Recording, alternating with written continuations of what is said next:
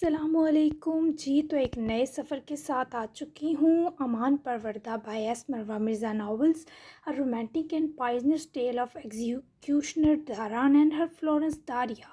تو یقیناً یہ کہانی بھی آپ کو میرے باقی ناولز کی طرح بہت ہی زیادہ پسند آئے گی، اور یہ بہت زیادہ ڈیفرنٹ اور ایک نئے ٹاپک کے ساتھ میں لے کر آئی ہوں، تو آپ نے میرا ساتھ نبھانا ہے۔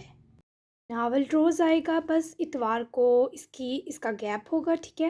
تو یہی روٹین ہوگی انشاءاللہ۔ اللہ اس پہ عمل کرنے کی مجھے ہمت دیں۔ تو پھر ہم بنا ٹائم ضائع کیے چلتے ہیں پہلی قسط کی طرف۔ تو لیٹس سٹارٹ۔ بسم اللہ الرحمن الرحیم۔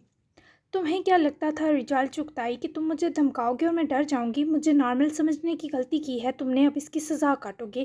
گہرے اندھیرے میں نازک نسوانی وجود جو نفرت سے بھرا تھا، کسی مضبوط کسرتی جسم کے مالک وجود کو دیوار سے پن کیے داڑا اس لڑکی کے برے سیاہی مائل بال ہوا سے اس کے چہرے اور کندھوں پر بکھرے تھے۔ وہ قد میں اس کے لگ بھگ برابر تھی۔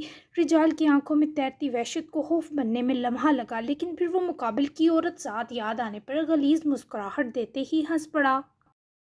تم نارمل نہیں ہو، تبھی تو میرے سنکی دماغ پر حاوی ہو داریا۔ جسم ہی تو مانگا ہے تم جیسی لڑکی۔ خباثت سے آنکھ دبائی کہ اس معاملے میں کیا نخرے یار، تم بھول جاتی ہو کہ جتنی بھی نڈر ہو جاؤ، ایک عورت تو بہرحال رہو گی، اور اس فیلڈ میں تمہیں مجھ جیسے جو پوچھ کر تمہیں پائمال کریں بہت کم ملیں گے۔ قدر کیوں نہیں کرتی؟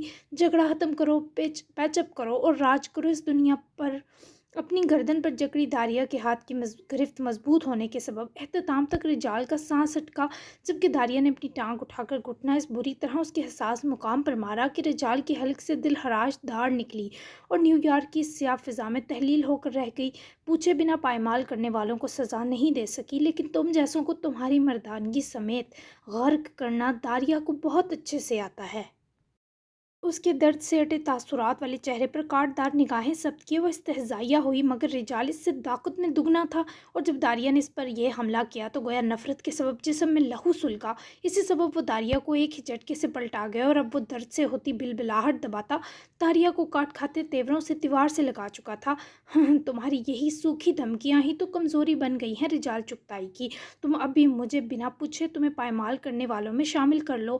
داریا بی بی وحشت سے داڑتا وہ داریا کی لیلن کی باریک شرٹ جھٹکے سے گلے میں ہاتھ ڈالے چیر گیا، اور اس سے پہلے وہ داریا کی ایک ہاتھ سے گردن دباتے اس کی بیوٹی بون پر جھک کر اپنے نوکیلے دانت کاٹتا، کسی باری ہاتھ کے سر کی پچھلی طرف پڑتے گھونسے نے رجال کے دماغ کی چولیں ہلا دیں، جبکہ داریا گلا دبنے کے درد سے کراہی اور سانس کی عدم دستیابی کے سبب وہیں لڑکھڑا کر زمین پر گری، جبکہ سیاہ میں چھپے دراز قد و قامت والے جوان وجود نے اگلے 2 منٹ میں رجال چغتائی کے چہرے کو لہو ہانہ بنا دیا۔ ٹھیک جب وہ مرنے کے دہانے پہنچا تو اسے چھوڑتا وہ اپنے اندھیرے میں بھی سمندری طوفان کی طرح چمکتی آنکھیں رجال کی آنکھوں میں ڈالے اس کے پاس 2 زانوں بیٹھے، جھکا سر گریبان سے پکڑے زمین کی سطح سے ذرا اوپر اٹھایا۔ داریا کے لاشعور میں سب قید ہو رہا تھا۔ اگر تم اس لڑکی کے ساتھ ذرا سا بھی کچھ غلط کر دیتے تو یہی جگہ تمہاری قبر بنتی رجال چغتائی۔ یہ محفوظ ہے، اس لیے تمہیں زندہ چھوڑ رہا ہوں۔ رہی بات اس سزا کی تو یہ اس کی عزت پر ہاتھ ڈالنے کا انجام ہے۔ اسے میری پہلی اور آخری تنبیہ سمجھنا، اور اگر تم نے دوبارہ ایسا کرنے کا سوچا بھی تو تم سے تمہاری طاقت چھین لی جائے گی۔ اس پراسرار شخص نے ضرورت سے باری آواز جس میں طوفان ہلکور رہا تھا کے سنگ رجال کے منہ پر اس وارنی کے بعد گونسا مارے چت کیا، اور پلٹ کر ڈھکے چہرے کے بیچ سے دکھائی دیتی آنکھیں نیم جان و برہنہ داریا پر ڈالے اس کی طرف جھکا، فوراً سے اپنی سیاہ ہڈی اتار کر داریا کو پہنایا، اس کے تار تر لباس سے دکھائی دیتے جسم کو ڈھانپا اور اسے اپنے بازوؤں میں اٹھا کر سنسان گلی سے تیز قدموں کے سنگ نکل گیا۔ وہ سب محسوس کر رہی تھی، اس شخص کا لمس، اس کے جسم کی حرارت، یہ تک کہ وہ کتنے قدم چلا، کتنے موڑ موڑا، پر سانس اس قدر آہستہ اور تنگ تھی کہ سمجھ نہ پائی وہ کون ہے۔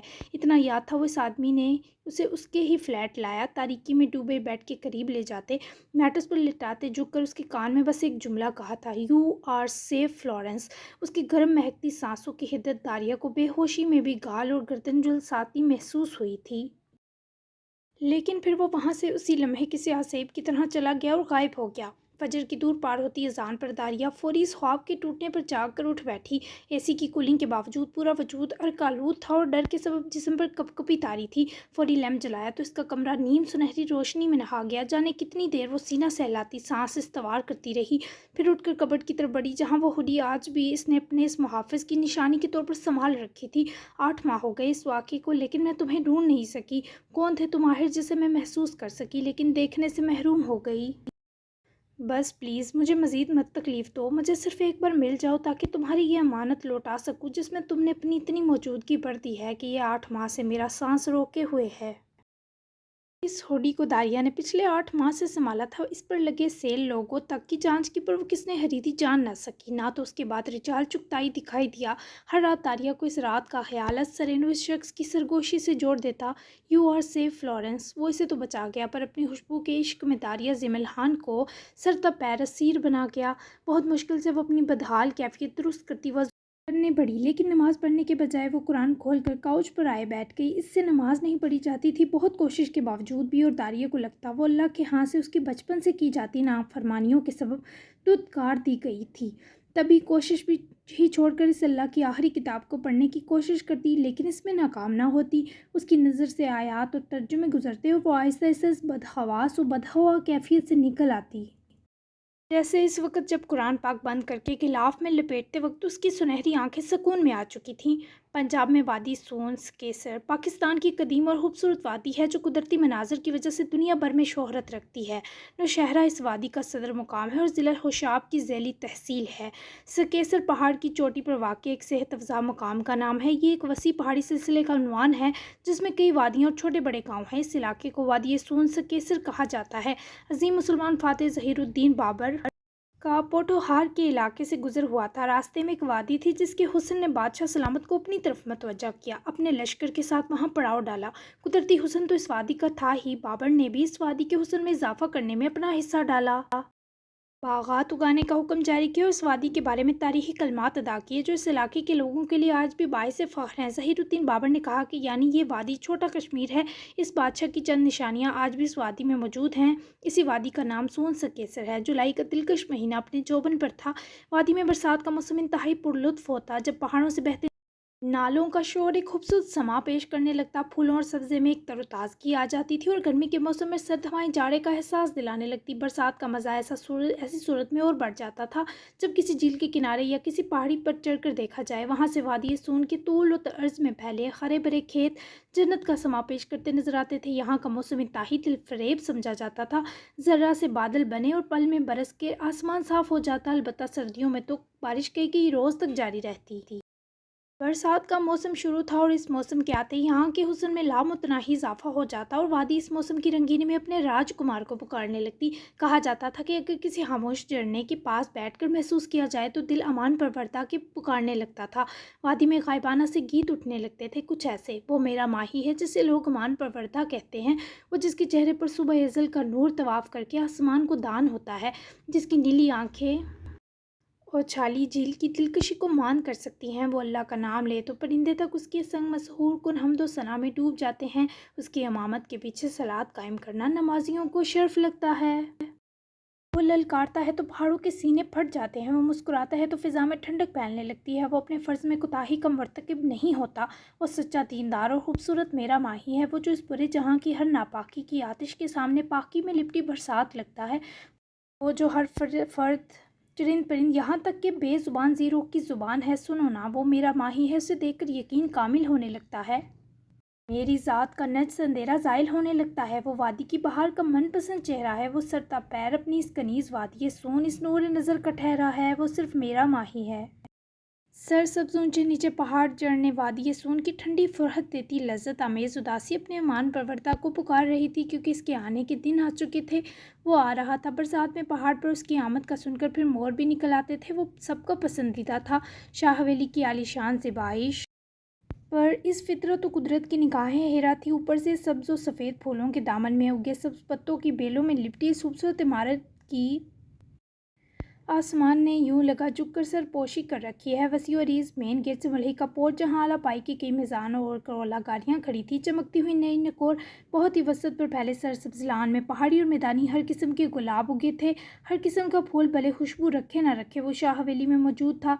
आसमान हरदम से बादलों से ढका हुआ, जैसे अभी फट पड़ेगा और देखते ही देखते हर शय बरसती जल थल करती बारिश में बह जाएगी। घर के आगाज़ में खूबसूरत सजावटी पर्दे, दीवारें, मेज़ और वासे आने वाले कोई शानदार घर में खुशामदीद करते। रोशन दरो दीवार, जिसके हर दीवार में लगी इन मोहब्बत से नस्ब की गई हो पत्थर से बना ये आला पाए का घर सच में अपनी मिसाल आप था। साल में सिर्फ 2 माह के लिए आते हैं वो, लेकिन ज़िंदगी नहीं 2 माह इस पथरीले मकान में जागती है, वरना तो यहाँ 2 सालों से दारम शाह के पुरअसरार कत्ल का मातम मनाया जा रहा है। हवेली में कई सालों से काम करती फिरदौस नए आए अपने दूर पार के जाने वाले हान सामे को हवेली दिखाने के साथ यहाँ की दरो दीवार में तैरती वहशत का सबब भी गोश गुजार कर रही थी। दोनों का रुख बावर्ची हाल की तरफ था। मैंने तो सुना था वो तबई मौत मरे, फिर कत्ल, बात समझ नहीं आई आपा। आमिर ने अचंभे से फिरदौस की तरफ नज़र जमाई, जिन्हें ये सवाल नागवार लगा। जितना बता दिया है काफ़ी है, गहराई में जाने की ज़रूरत नहीं। ये रहा किचन और अपने काम पर लगो। यहाँ जो अपने काम से काम न रखे उसे इबरतनाक सज़ा दी जाती है। नाश्ता सब ठीक 8 बजे करते हैं, इससे एक लम्हा भी देरी हुई तो अपनी नौकरी पहले दिन ही चलती समझना। मुकाबले की तैश में आ जाने पर आमिर गड़बड़ाया। सादा लोसा 27 साल आदमी था, मगर काफ़ी अच्छा शेफ़ था, जिसे शाहनदान के सबसे भरोसेमंद फिरदौस साहबा के घर वाले हानू अकबर ने यहाँ नौकरी दिलवाई। आपा गुस्सा तो ना करें, आप बेफिक्र हो जाएं, मैं सब संभालूंगा, बस बता दें सब एक सा नाश्ता करेंगे या। आमिर ने फौरी गड़बड़ाते हुए मस्कीनियत इख्तियार की, जबकि उसकी बात मुकम्मल होने से पहले फिरदौस ने इशारतन इसे हफ्की से बोलने से रोका। हरगिज़ नहीं अजीज़े जान, नाश्ते में मुख्तलिफ सैलेड और दलिया लेती हैं, और ध्यान रखना हफ्ते के 7 दिन फ्लेवर अलग होना चाहिए, वरना वो नाश्ता नहीं करती और उनकी नाराज़गी हवेली की जड़ों तक को हिला सकती है। माया कबीर दूध में भीगे टोस्ट लेती हैं, चाय या काफ़ी ऑप्शनल होती और हाँ शहद लाजमी होता।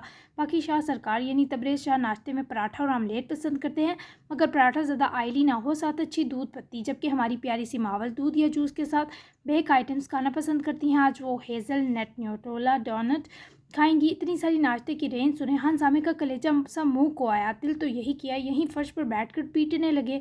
और वो क्या खाएंगे अपिया, जो आज रात वापस आ रहे हैं? फॉर इन्फॉर्मेशन, आमिर ने डरते डरते पूछा। वो नाश्ता हवेली नहीं करते, बल्कि यहाँ करीबी एक ढाबे पर बाकायदगी से जाते हैं, सो उनकी तरफ से तुम्हें रिलीफ मिल जाएगा। वैसे भी हमारे छोटे बाबा अपने काम खुद करने के दिलदाता हैं। ज़रा सी तसल्ली भी आमिर को तिनके का सहारा लगी, पर इतना सब बनाने का सोचे वो पीला पीला पड़ने लगा। क्या मौत पड़ गई है, अभी तो लंच डिनर का बताया ही नहीं। फिरदौस ने हशमगी नज़रों से आमिर के सफ़ेद पड़ते चेहरे को टटोलते इस्तफसार किया। मुकाबिल ने फौरी जबरन मुस्कुराहट फेंकी। नहीं अपिया, बस सोच रहा था मैं नन्ही जान और इतनी हलकान बना लूँगा आप बेगम हो जाएं। फौरी सैपरन पहने वो किचन में घुसा, जबकि फिरदौस ने उसको देखा जो सबसे पहले हाथ धोकर उनको सैनिटाइज कर रहा था, जिस पर वो मसरूर सी संजीदगी के संग बेफिक्र हुए बावर्ची हाल से निकल गईं। ये अमीर ज़्यादा खाएं ना खाएं, चोंचले बहुत करते। अगर सब एक जैसा सब खा लेंगे तो क्या हो जाएगा? एवं हंसामों की भट्टी पलीत करनी, इतना काम लेकर। आमिर ने मुँह ही मुँह में कोसते बसूरी शक्ल से ये सब बताने का आगाज़ करते अपनी आस्तीनें चढ़ा ली, जबकि गहरा आजिज़ आया, सांस खींचना ना भूला। वैसे क्या ज़िंदगी है ना हमारी मामू, मैं यानी एयाद जैमल खान, केमिस्ट्री में गोल्ड मेडल प्रोफेसर, आप यानी हमीन चौहान, जाने माने मकबूल इवेंट ऑर्गेनाइज़र, जबकि दारिया एक फेमस सेलिब्रिटी और डायबिटीज़ स्पेशलिस्ट। फिर भी अपना नाश्ता हम दो मस्किन खुद बना रहे हैं। खा चाय भी चूल्हे पर चढ़ाए वो घुंघरियाले बालों वाला दिल जला अयाद दिल के फफोले फोड़ता। किचन टेबल की कुर्सी घसीट कर आमलेट के लिए अंडे फेंटते वजी, मगर ज़रा मिचोड़ जनाब की तरफ मुड़ा तो वहाँ उमड़ता कहका खूबसूरत तो बेसाहता था। यस लाडले, क्योंकि हम इतना कमा कर याशी नहीं कर सकते, बल्कि कर्ज की सोनामी में हचकोले खाकर दूसरी सांस भरनी पड़ती है। वैसे खैर है, आज ये सब क्यों कह रहे हो? अमीन ने अव्वल जुमले कहते ही इख्तिताम तक पास ही आकर मेज़ पर हाथ रखकर झुक जाते हैं याद को देखा। बस ऐसे ही किस्मत की सफाकियत हैरान कर देती है। मम्मी का लाडला हमारे पीछे रुल गया, ये गम ज़्यादा बड़ा है। अयाद का इशारा हमीन चौहान की ढल चुकी जवानी की जानब था, क्योंकि दाढ़ी के ज़रा ज़रा सफ़ेद बाल उगने लगे थे। हमीन हंस पड़ा। मुझे रुलने में कोई प्रॉब्लम नहीं, जब तक तुम दो मेरे नाजुक कंधों पर हो। अपन ऐसी ही ज़िंदगी जिएगा। गोया इस बार हल्की सी जताती सुलगती कोशिश की गई। मतलब हम आपके कंधों का बोझ हैं यार, कह ही दिया आपने आज। तो ऐसा करें, उतार कर फेंक दें इसे, और आप दुनिया की किसी नाजुक दोशीज़ा को ये मौका दें कि वो आप पर सवार हो। कसम से मामू, आपके बच्चे कैसे होंगे ये सोच सोच कर ही मैं दुनिया से कूच कर जाऊंगा। उफ मेरी हसरतें। अयात ने बड़ी महारत से टॉपिक को शादी की तरफ घसीटा, जिस पर हमीन चौहान की घूरी पाई। तुम मुझ पर क्यों एहसान नहीं करते, ऐसा ही किसी को तो पसंद आ जाओ। मामू के तपने पर अयात ने वापस खड़ा होते शक्ल बसोड़ते मामू की जानिब देखा। अब मेरी शक्ल प्रिंस चार्मिंग जैसी नहीं है तो क्या प्लास्टिक सर्जरी करवा लूँ या फिर मेकअप करना शुरू कर दूँ? वो चिढ़ गया। वो सारे इनकार तेरी इस वजाहत है, इस शख्सियत के सबब नहीं, फ़िरौनी चुप के बायस हुए। अब जब लड़की के सामने बुत बनकर जबड़े बेंच कर बैठ जाएगा तो वो डर कर भागेगी ही ना। खुदा का वास्ता है अयात साहब, अपने अंदर थोड़ी खुश मिजाजी इंस्टॉल कर लें। लड़कियों को जॉली और हंसमुख लड़के अच्छे लगते हैं। आधे इनकार तो तभी हो गए जब लड़की वालों को पता चला मौसूफ केमिस्ट्री प्रोफेसर हैं। मुँह की दुहाइयों पर वो कुर्सी घसीटता साथ ही बैठा। आप तो जॉली भी हैं और हंसमुख भी, फिर आप पर कोई क्यों नहीं मरी? काश कोई इतना शदीद मरती कि आपको हमसे छीनकर अपना घर वाला बना लेती। कसम से मामू, मैं और दारिया सारी उम्र उसे दुआएं देते। अयात की हसरतों की फहरिस्त तवील थी, जबकि दारिया जो नाश्ते की नीयत से ही नीचे आई थी, हस्ब तवक्को दरवाजे में रुकी, सीने पर हाथ लपेटे दोनों की बातें सुनकर मुस्कुरा रही थी। उसकी सुनहरी स्याही माइल बन की शक्ल में बाल आ गए, चेहरा कुदरती खूबसूरती से माला माल पर हमा वक्त रहती। वो सुनहरी उदास आंखें सब पर बारी थीं। बहुत मरी थी यार, पर जिस पर मैं शदीद वाला मर मिटा वो इनमें शामिल ही नहीं। न छेड़ो हमें अयात मियाँ, हम सताए हुए हैं। मामू का फिल्मीपन देखते अयात तो मुस्कुराया ही, दारिया भी अंदर चली आई। जिस पर मर मिटा जाए ना उसे बताना पड़ता है, कम से कम कोशिश तो करनी ही चाहिए। बाकी अयात लाला के लिए देखे कोई रिश्ता प्लीज़, मैं इनको अकेला देखकर इनकी ज़ाया होती जवानी पर दुखी महसूस करती हूँ। और आप बिल्कुल भी बोरिंग नहीं हैं लाला, बल्कि वैसे ही हैं जैसे एक समझदार लड़की एक परफेक्ट इंसान के बारे सोचती है। सो आपको बदलने की कोई ज़रूरत नहीं। दारिया की आवाज़ पर वो दोनों मतवज्जा हुए, जबकि अयात तो लाडली के उठते ही लिपट गया। अलबत्ता हमीन ज़रूर मुतबस्सम नज़र आया। समझदार लड़की ही तो नहीं चाहिए इसके लिए, बल्कि कोई आफत चाहिए जो इस सोने घर को भी आफत खाना बना दे। समझदार मिल गई तो पहले हम एक अयाद नामी बदरू बर्दाश्त करते थे, बाद में दो दो सहनी पड़ेंगी। खैर तुम लोग बैठो बाहर, मैं बाकी का नाश्ता लगाता हूँ। हमीन ने दारिया की अव्वल बात ही अक्सर गोल की, जबकि दारिया और अयाद ने यूँ एक दूसरे को देखते सर हिलाया, जैसे कह रहे हों इस मामू का कुछ नहीं हो सकता। पता नहीं लोगों को आप बदरू कहाँ से लगते हैं, शायद आपके ये करली बाल लाला। बाहर सिटिंग हाल में लाला की बाजू के हाले में सिमटे हुए एकदम शरारत से उसके सामने आन रुकी। दारिया वो इस दर्जा शहरहानी पर अयात बहन को घूरा तो फ़ौरन हंसती भैया के बाल दोनों हाथों से बखेरती कुर्सी संभाले बैठ गई। 6 फीट कद, मजबूत जिसामत पर सजते चौड़े शाने, गोरा रंग, स्याह दाढ़ी, वैसी स्याह आंखें और करली स्याह सुरमई बाल, सर के बाल जिनको हाथों की मदद से अयात हाथ सेट किए रखता। मौसूफ का रोबो दबदबा ही अलग था, तभी तो लड़कियां लुक वाइज दिखाई देते शहर से ही भाग निकलती। स्नाइपर का निशाना एन बीच सड़क पर मरकूज था, जहां चंद सूटेड बूटेड आदमी जमगट्टे की सूरत खड़े थे। कई फीट दूर की बिल्डिंग के बावजूद भी इसका निशाना चूकता ना था। ब्लैक हुडी में मुकम्मल लिपटा वजूद, जिसका हाथ ट्रैगर पर था, और फिर गहरा सन्नाटा पट कर फैला। ब्रिटिश वज़ा में लिपटा वो आदमी सड़क पर गिरा, आखिरी हिचकियाँ लेते लेते दम तोड़ गया। निशाना लगते ही वो बिल्डिंग का आदमी वहाँ से गायब हो चुका था। ठीक वैसा आदमी मुहारिब बिल्डिंग पर भी मौजूद था, जो निशाना चौंकने पर एक्टिव हो जाता, क्योंकि आज हर सूरत इस आदमी की मौत ज़रूरी थी। अवामी सड़क पर जिस पर इस लम्हे सियासी और नामन मीडिया से जुड़ी हस्ती के लिए प्रोटोकॉल था, इस हंगामे पर भगदड़ मच चुकी थी। इतनी सिक्योरिटी के बावजूद हमीद चुगताई अपने साथियों के साथ होकर भी जान से हाथ धो बैठा। हर कोई हरासा था। पूरे इस्लामाबाद में मीडिया के मौजूद कारिंदों से ये खबर अगले ही पल नशर कर दी गई। बिल्डिंग्स की बेसमेंट से एक मास्क पहनकर हाथ में बड़ा सा बैग लेकर आता तवाना आदमी तेज़ रफ्तारी से गैराज की सिमत जा चुका था। मुकम्मल स्याह में वो तवाना और मजबूत आदमी के राज पहुंचते ही पहली खड़ी गाड़ी की डिग्गी खोलते ही अपने ग्लव्स वाले हाथों से वो बैग इस डिग्गी में रखते ही बंद करता, दूसरी सिंध लपका। सामने पहुंचकर वो पुश कर चुका था। उसका चेहरा छुपा था। अपना मास्क और ग्लव्स उतार कर गाड़ी में उछालते हुए वो अपनी हुड कैप उतारते, हुडी भी उतार चुका था। गाड़ी से लेदर जैकेट निकाल कर पहनता। वो तमाम उतारा सामान सीट बॉक्स खोलकर इसमें फेंकता, गाड़ी में बैठा। अगले 2 सेकंड के अंदर अंदर गाड़ी इस प्राइवेट एजेंसी के गिराज से जन करती बाहर निकल गई। ब्रेकिंग न्यूज़, नामवर सियासी कारकुन और पाकिस्तान के मशहूर प्रोड्यूसर्स का दिन दिहाड़े मर्डर हो गया। देखते ही देखते एक उड़ती गोली उनकी जान ले गई। पुलिस तफ्तीश कर रही है। इब्तदाई मालूमात से यही पता चला है कि गोली आसपास की किसी बिल्डिंग से चली है। पूरा इलाका सील कर दिया गया है। उम्मीद है जल्द मुजरमों का चेहरा बेनकाब किया जाएगा, मगर फिलहाल कोई क्लू नहीं मिला। टीवी पर चलती पट्टी चुगताई पैलेस की दीवारें हिला गई। वहाँ की करता धरता मारिया बेगम की फटी आंखें यह खबर सुनकर सुर्ख हो चुकी थी। पूरा पैलेस तो पहले ही रजाल चुगताई, मारिया चुगताई का इकलौता पोता कि 8 माह से गुमशुदगी पर गम से निरहाल था। इससे 2 साल पहले जहांगीर चुगताई भी अचानक लापता हो गए, जिनकी एक ही बेटी थी, जबकि बीवी हयात ना थी।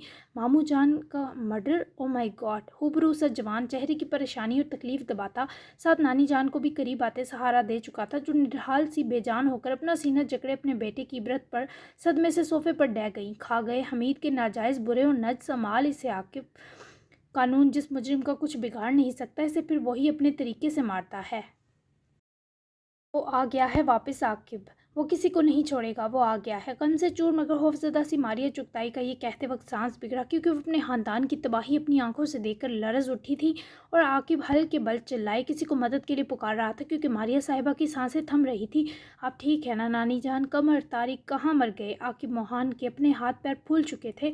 اس کی ہیجانی داڑیں سن کر ملازمین، یہاں تک کہ حمید کی زوجہ سمن چغتائی اور جہانگیر چغتائی کی اکلوتی بیٹی انیب بھی دوڑ کر حال پہنچے، مگر ہر کوئی اپنی جگہ تھم چکا تھا۔ ٹی وی اسکرین پر حمید چغتائی کی خون میں لت پت لاش ان سب کی ہستیاں فنا کر چکی تھی۔ بیٹھے بیٹھے چغتائی پیلس پر ہولناک قیامت ٹوٹ پڑی تھی۔ جاری ہے۔ السلام علیکم پیارو، تو وعدے کے مطابق آ گئی ہے مان پروردہ کی پہلی قسط۔ کیسی لگی پر اسرار سی ابتدا؟ ابھی سارے کردار اوپن نہیں ہوئے، سو کنفیوز مت ہوئیے گا، اگلی قسط میں آپ باقی کرداروں سے بھی متعارف ہوتے جائیں گے۔ مجھے اس ناول پر آپ کا بھرپور ساتھ چاہیے، مایوس کیا تو اگلی قسط خطرے میں جا سکتی ہے۔ کون سا کردار یا سین یا ڈائلاگ پسند آیا ضرور بتائیں، اور چینل کو لازمی سبسکرائب کر لیجیے گا۔ تو ملتے ہیں ایپیسوڈ 2 میں، تب تک کے لیے اللہ حافظ۔